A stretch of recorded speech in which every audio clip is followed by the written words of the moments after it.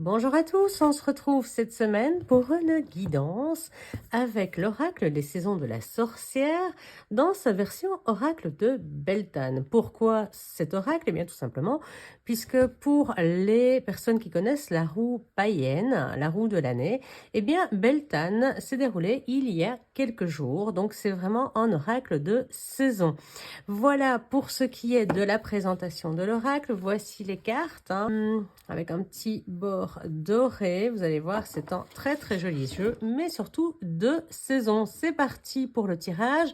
Avant de mélanger, je vous rappelle, pensez bien à vous abonner à la chaîne. C'est super important pour mon travail. À liker, à lâcher un petit pouce et à me dire si ça vous plaît toujours autant ou si vous voulez voir évoluer le format. N'hésitez pas. Si vous avez des envies de voir des reportages spéciaux pour la chaîne, sur tout ce qu'on éclaire sur la magie et la sorcellerie également, mais sur les cartes aussi. Donc n'hésitez pas à donner vos avis, c'est super, ça met de la visibilité au travail. Et là, j'arrête de blablater, c'est parti pour le mélange. Voilà pour faire votre choix. N'hésitez pas, prenez le temps, mettez en pause si c'est nécessaire la carte numéro 1, 2, 3 et 4.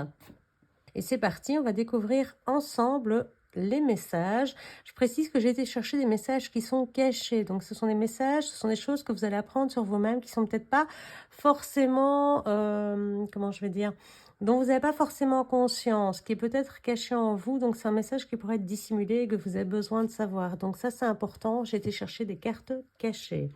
Voici pour la première carte. La chèvre, numéro 13. Alors, la carte est magnifique. Enfin, vous, je sais pas, moi, je trouve ça magnifique.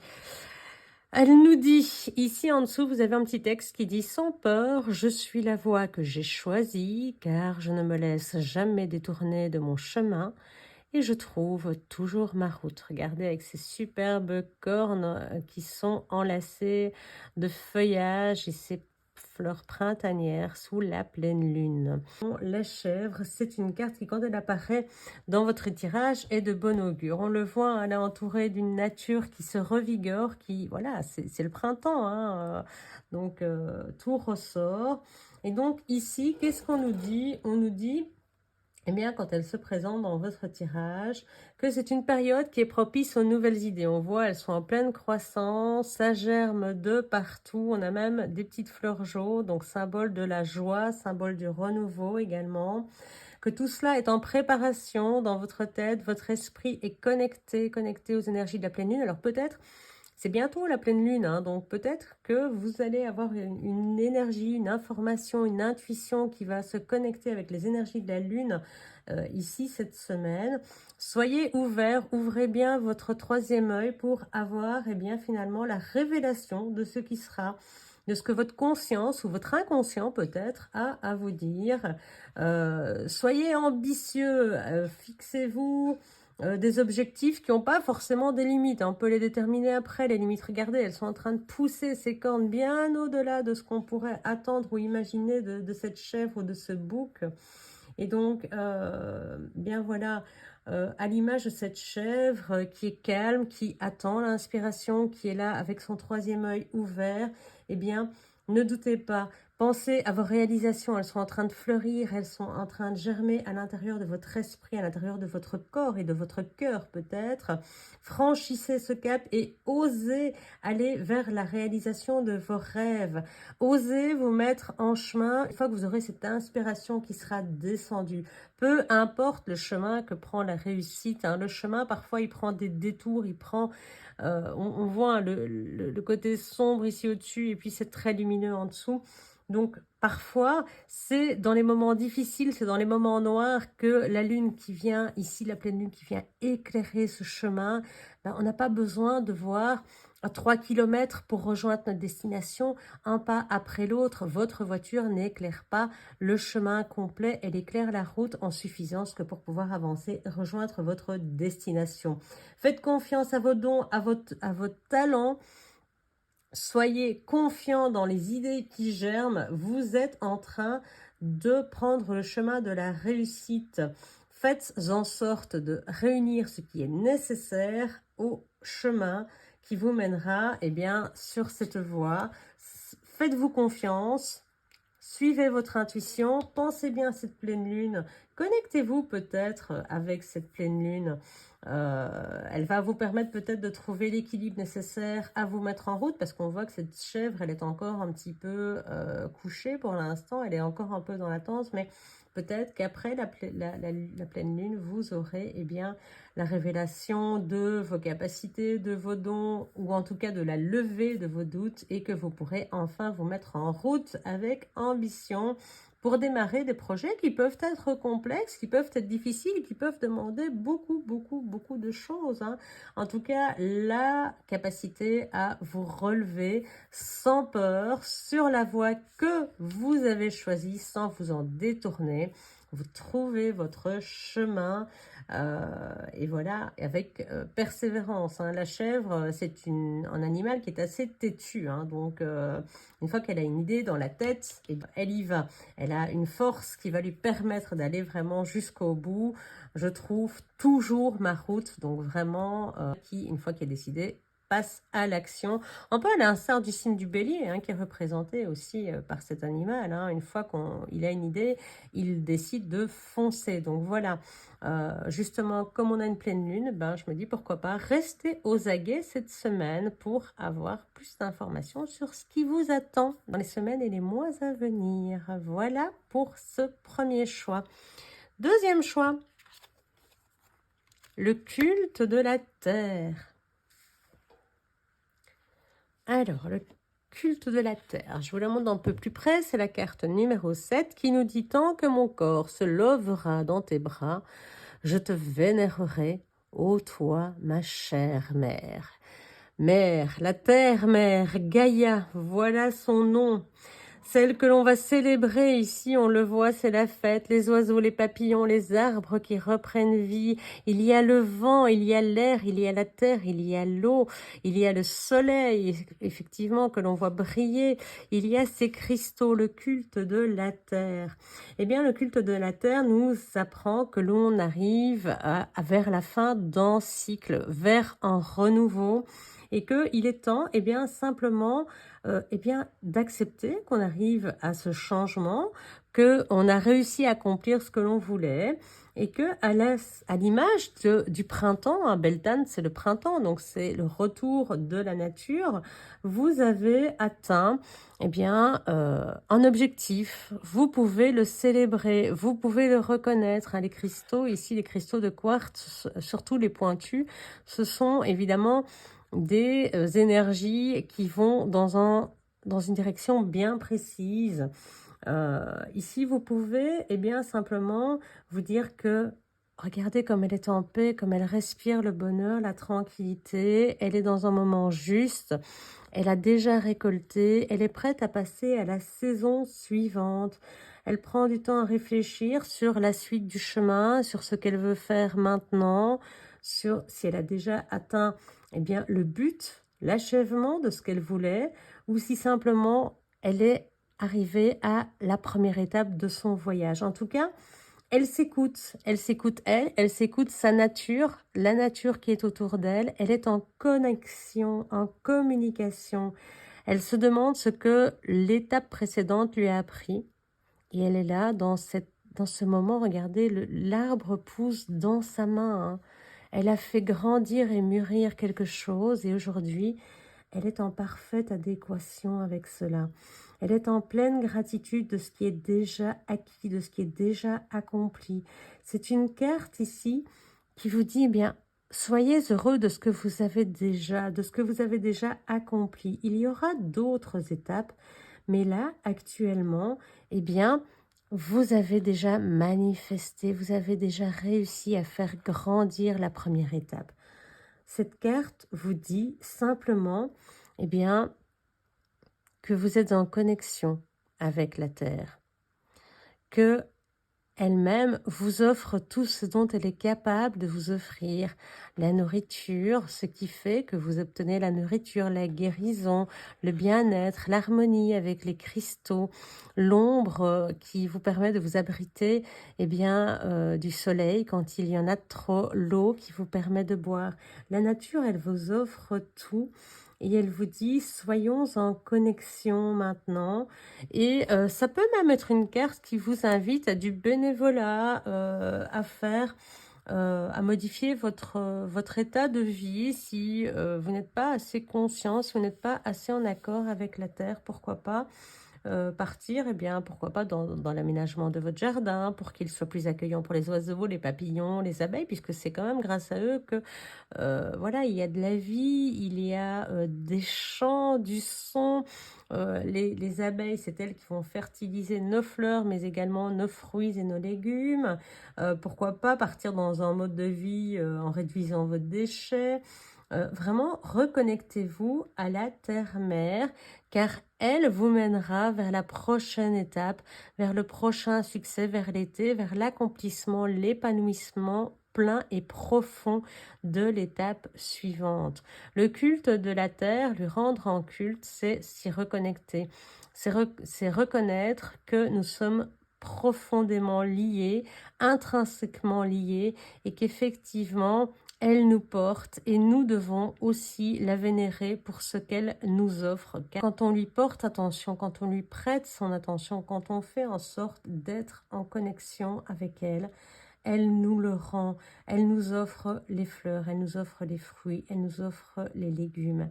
Lorsque vous allez dans les bois, vous pouvez décharger en elle vos émotions en trop.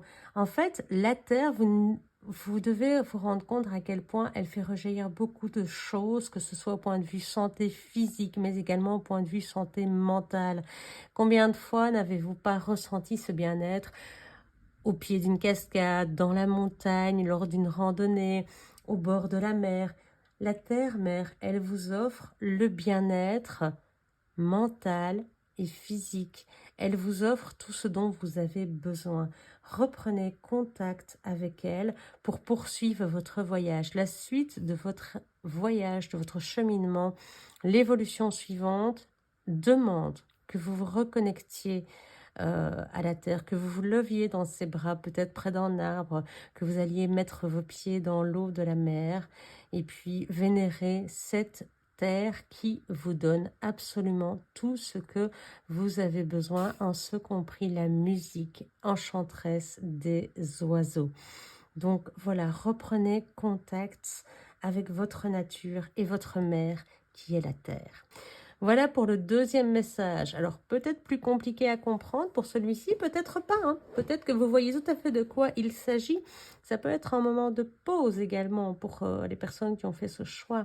Un moment de paix, de recentrage, de... Voilà, on se retrouve en nature. C'est le moment hein, vraiment de s'y retrouver et d'être en parfait accord avec elle. Voilà pour le deuxième choix. Nous allons passer au troisième. Les limites.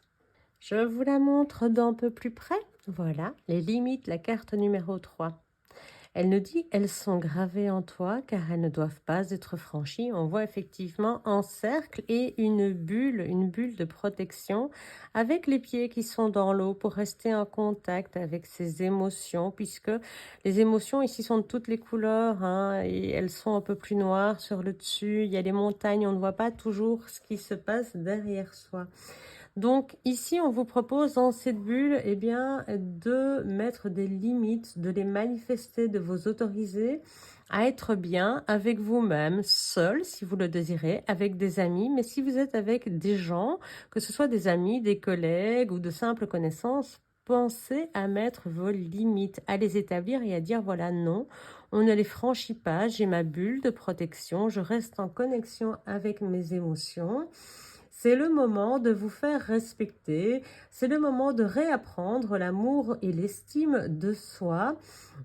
Pourquoi pas de faire de la méditation autour de cet axe, de prendre soin de vous, de mettre eh bien, cette barrière hein, que l'on voit avec d'autres personnes et de ne pas les autoriser à les franchir. Personne n'a le droit de franchir cette barrière que vous mettez. Alors quand je dis barrière, ce n'est pas des barrières pour empêcher qu'on vous atteigne dans la partie positive hein, de votre personne, parce que vos amis sont là pour vous apporter de l'amour, votre famille également. Non, mais pour ces personnes qui vous vident de vos énergies, regardez ces belles énergies, ces belles couleurs qui vous entourent, eh bien, protégez-les. Protégez votre vitalité, protégez votre essence et gardez-les pour vous. Gardez loin de vous, par contre, les égoïstes, les toxiques, les gens vampirisants. Eh bien, tout cela, c'est faire preuve d'estime de soi, d'amour de soi. C'est une manière de vous aimer, de vous respecter. Et donc, offrez-vous des moments dans la journée pour vous reposer, pour vous remettre en connexion, non pas avec la Terre ici, mais avec vos propres émotions. Si vous sentez à un moment donné qu'il y a quelque chose qui ne va pas dans votre corps, eh bien, laissez-vous vous écouter, faites-vous confiance. Et puis, simplement, décider d'être heureux et de repousser ces moments noirs, hein, ces moments de colère, de tristesse, voilà, c'est des moments pas gais, de les laisser plus loin et de reconnecter à vous-même, vos propres émotions d'amour, de connexion avec le spirituel, avec les guides éventuellement.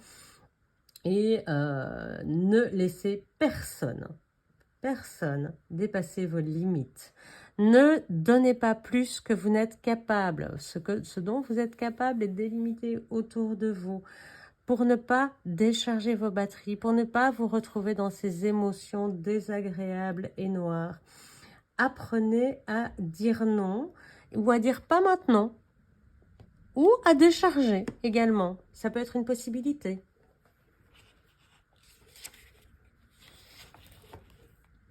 Sachez que garder ses limites, c'est vous rendre service.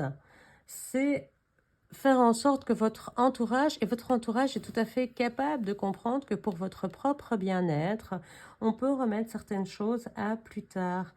Que c'est très sain d'avoir des limites pour pouvoir eh bien, rester convenable, pour rester bien avec soi et ne pas se laisser envahir par tout ce qui est vampirisant, mauvais, tout ce qui n'est pas bon pour vous, et vraiment faire en sorte de rester connecté à votre désir, à votre bien-être, à votre cœur. Soyez fidèle à vous-même et tenez bon, ne laissez personne s'autoriser de lui-même à franchir cette bulle, cette protection, cet espace de bien-être dans lequel vous êtes. Voilà pour le choix numéro 3. Choix numéro 4, les amoureux. Le même nom que dans le tarot. C'est vrai que c'est une saison propice à l'amour. Alors, regardons-la d'un petit peu plus près.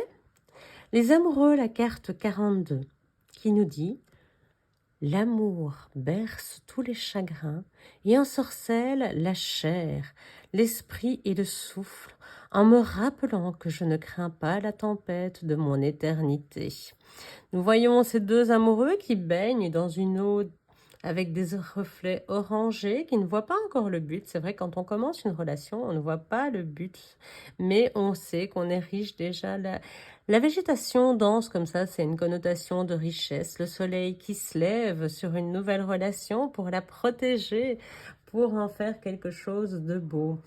Il est difficile de laisser voir notre propre nature, de montrer qui l'on est exactement, se montrer nu, sans masque, et d'être parfaitement soi-même face aux autres, et particulièrement lorsque l'on rencontre quelqu'un. Il y a toujours la peur du rejet, nos blessures émotionnelles anciennes qui sont là, qui font qu'on peut parfois garder, on le voit ici, la femme garde des distances, elle laisse l'homme un petit peu à l'écart. Et parfois on a tendance au début d'une relation à ne pas être totalement soi-même pour plaire et pour répondre à l'image que l'autre a de nous. Alors, ça peut être bien entendu parce qu'on débute une relation, parce qu'on a peur, on a déjà été trahi, on a déjà été blessé, on a vécu des situations difficiles et c'est toujours très très compliqué en début de relation de se laisser aller, d'oser aimer, d'oser se laisser aimer également. Et c'est tout à fait normal. Donc ici, on voit qu'en repoussant, elle ne repousse pas l'homme qui, lui, est déjà dans cette nudité. Elle dit simplement, elle semble vouloir dire, j'ai encore besoin d'un peu de temps, peut-être pour réparer ce qui a été brisé dans la relation précédente, pour être prêt à te découvrir, à oser te laisser pénétrer mon espace personnel complètement et puis à te montrer qui je suis entièrement sans ce corset, entièrement moi et quelle relation eh bien, nous pouvons avoir. Laisse-moi encore un peu de temps. L'amour eh bien, permet de bercer tous les chagrins donc, et finalement voilà, de réparer, mais pour ça, il faut oser laisser eh bien, la tempête qu'on a vécue précédemment derrière soi et laisser l'esprit et le souffle se rappeler que l'on peut être aimé, accueillir la relation que l'on nous propose ici, être disposé en tout cas à l'accueillir de façon à pouvoir eh bien, aller voir ce qui se passe derrière la montagne, d'aller voir ce soleil qui brille. Oser montrer qui on est réellement sans avoir peur, c'est très difficile, ça je vous le conçois vraiment, c'est très très compliqué. Et si quelque chose ne nous plaît pas dans la relation, eh bien le dire, être franc, être honnête, remettre les pendules à l'heure directement, dire non. Et si on n'accepte pas, eh bien, peut-être tout simplement, c'est que la relation doit être modifiée, voire n'a peut-être pas d'avenir. Ça arrive, on est tous passés par ce type de relation. Toutes les relations n'ont pas forcément d'avenir, mais si l'autre n'accepte pas nos non, nos difficultés, nos petits pas en arrière avant de pouvoir en faire d'autres, nos faiblesses, parce qu'on a aussi beaucoup de qualités, mais on a aussi des défauts. Et c'est ce qui fait que la vie à deux est si intense. Aussi, au début, on ne montre vraiment que ce qui est beau chez nous. Et puis quand on commence à découvrir un peu eh bien, l'autre facette de la personne, c'est là que ça commence à être un peu difficile. La vie n'est pas faite que de jeux, d'amour et d'eau fraîche du début.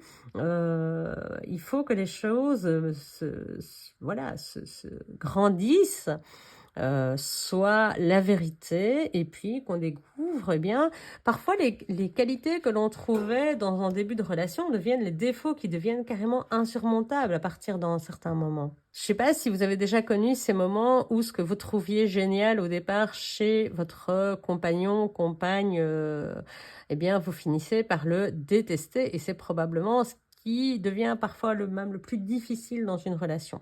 Bien entendu, ici on parle d'amour, mais cette situation peut très bien être transposée à la fois dans le professionnel, dans l'amitié, dans le financier ou à vos propres convictions. Ce qu'on vous dit ici, c'est que, eh bien, il faut soigner vos blessures, il faut oser être vous-même, oser demander du temps, oser demander du recul. Et si on ne vous accepte pas comme vous êtes, eh bien, peut-être revoir les choses sous un autre angle, tout simplement. Voilà pour le choix numéro 4. J'espère que ça vous aura parlé. Je vous ai dit, je suis allée chercher des cartes qui étaient cachées, donc quelque chose que vous ne voulez peut-être pas voir. Réfléchissez un petit peu à ce message que vous venez d'entendre, voir s'il peut résonner au plus profond de vous. Si en grattant, est-ce que vous osez mettre vos limites? Est-ce que vous êtes encore totalement connecté à vous, à la terre-mère, ou est-ce que vous êtes plus peut-être dans le consumérisme? C'est un exemple parmi d'autres. Est-ce que vous osez vous relever et suivre votre voie sans peur? Êtes-vous connecté à vos propres besoins, à votre désir? Êtes-vous vous-même? Voilà un peu l'idée de ces 4 cartes aujourd'hui.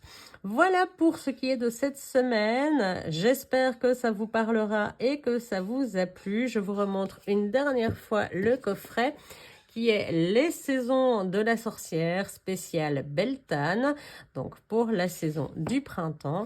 Je vous souhaite une très belle semaine qui sera courte. Profitez bien des jours fériés qui arrivent pour vous reposer, pour vous reconnecter, pour aller vers votre chemin. Surtout que c'est la pleine lune hein, cette semaine. Donc, et puis pour oser être vous. Voilà, on se dit à la semaine prochaine avec un nouveau tirage. À bientôt. Ciao.